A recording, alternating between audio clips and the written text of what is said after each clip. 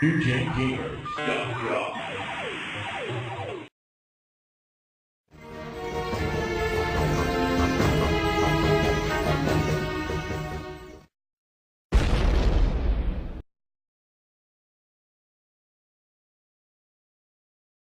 But it's kind of like Pac-Man, Kinda. but like more malicious. Yeah. I thought those yellow things were cats at first. Like, oh, that's a cute cat. Is it gonna be your friend? No. Now, when they disappear, you can only just see them on the radar. Unless you happen to tag one. Wow. There we go. Comes the Warlock. I like the little wow. Bonus, extra player and all scores are doubled.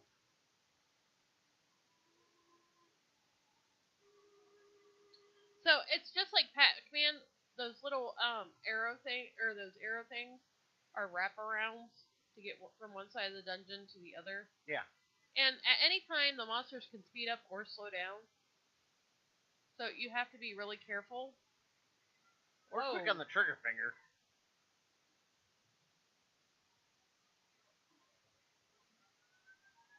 You see what I mean about the disappearing ones? Yeah. They've got me more times than I want to count.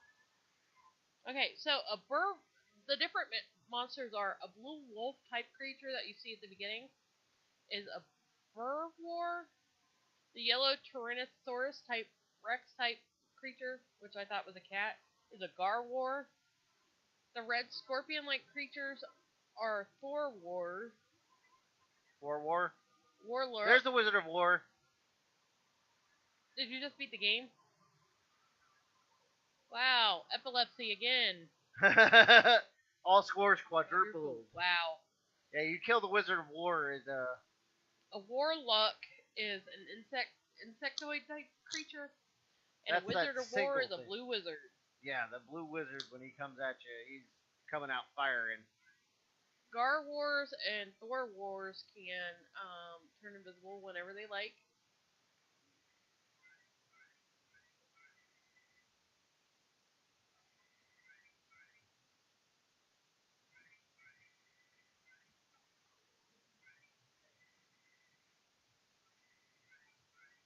Just keep firing. I really enjoyed that butterfly. Thank you. Mm-hmm. Nope. I don't think the audience cares, though. Huh? I don't think the audience cares. I don't care. I'm still gonna say thank you. You could have turned. I was trying. Killing a Garwar causes a Thorwar to appear.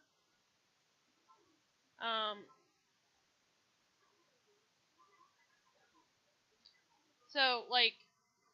Oh shit! Yeah.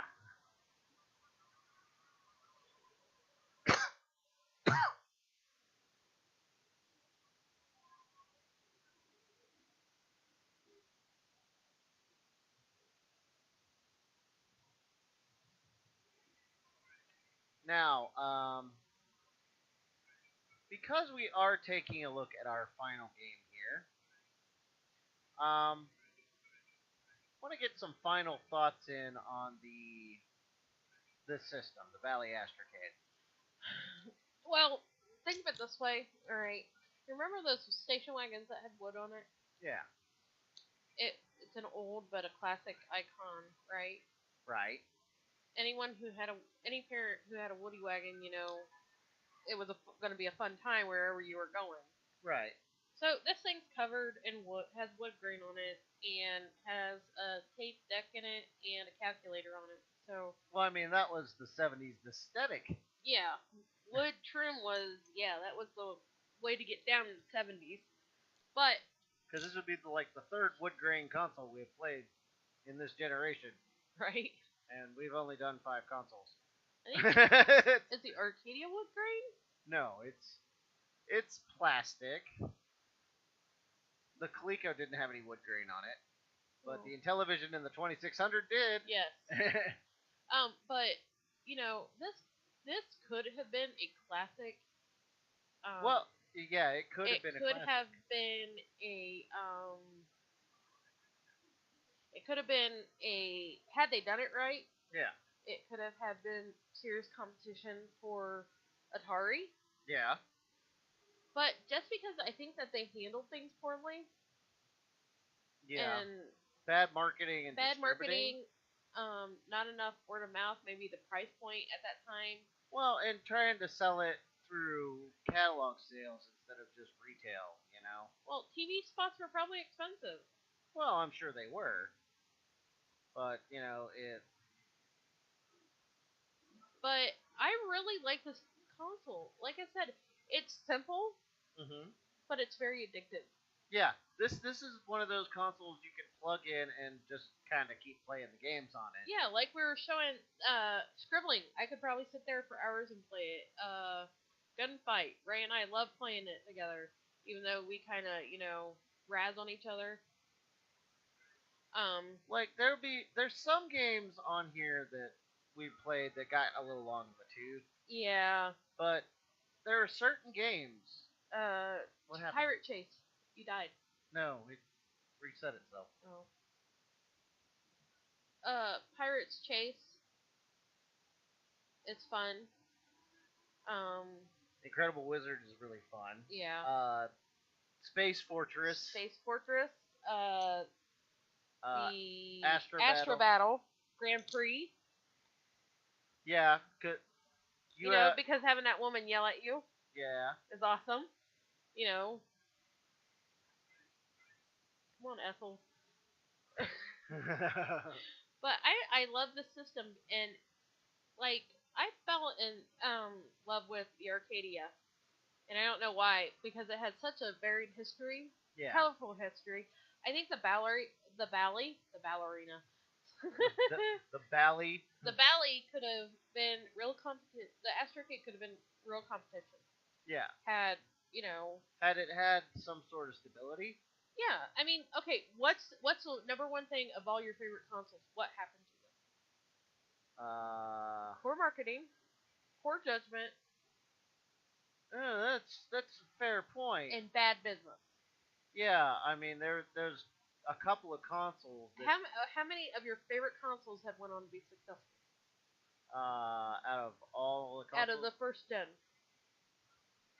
Or out of pre-crash gen. Well, I really like the Intellivision and the Coleco. The Coleco was successful to the point of the industry crashing. But did it survive the crash? No, none of them survived the crash. Well, no, Atari still made. Intellivision sort of survived the crash. Mattel wasn't making it anymore. A lot of it, like even the Astrocade, sort of survived. But Atari still made consoles after the crash. Right.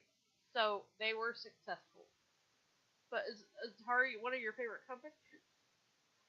No. But I think that had there been less, had Bally not had their hand in so many cookie jars. That was part of it. This could have been a contender. We could have been playing, another Bally console in the future or something because, Right. It wouldn't have been just a one-off. Right. And I mean, Astrovision, God bless their heart, they were mostly just enthusiasts of the console. Right. Trying to make it survive. Which, people managed to make this survive for years through that newsletter, the Arcadian newsletter, and other sources. Bally Alley is one of the biggest communities of people who love the Astrocade. Well, yeah, and a lot of those people were, they kind of banded together the way the Intellivision folks did. A cult following. Yes, it has a very much of a cult following. It's like people who love the Rocky Horror Picture Show or,